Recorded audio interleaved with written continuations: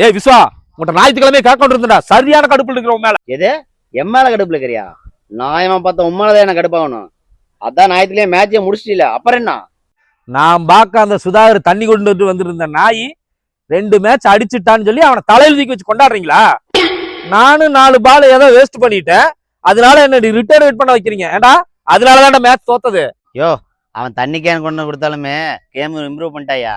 நீ தான் இருக்கிறிய கேட்ச ஓடி போய் பிடிக்க சொன்னா சாணி மாதிரி ஒரு இடத்துல நின்னுக்கிற. பத்தாவதுக்கு ரன்னோட சொன்னா எல்லாத்தையும் ரன் அவுட் பண்ணிடுற. அதனாலதான் மேட்சை தோக்குது. ஏண்டா என்ன பார்த்தாடா விளையாட தெரியாதுன்னு சொல்றீங்க? என் பழைய ரெக்கார்டை எடுத்து பாருங்கடா. 55ஆம் நம்பர் சத்திவேல் இறங்குனா ஒல்லாடு மாதிரி அடிப்பான்னு பயப்படுவாங்கடா. பூந்துற கண்ணங்கோட இவ லப்பர் பாலுக்கே பிறந்தவன் சொன்னான்டா. யாரா அந்த சுதாகர்?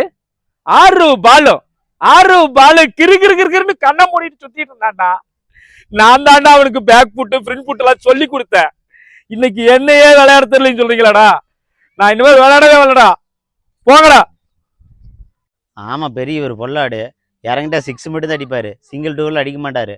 அப்பேற்பட்ட பொல்லாடே நல்லா ஆடலின்னு வெளியே உட்கார வச்சானுங்க.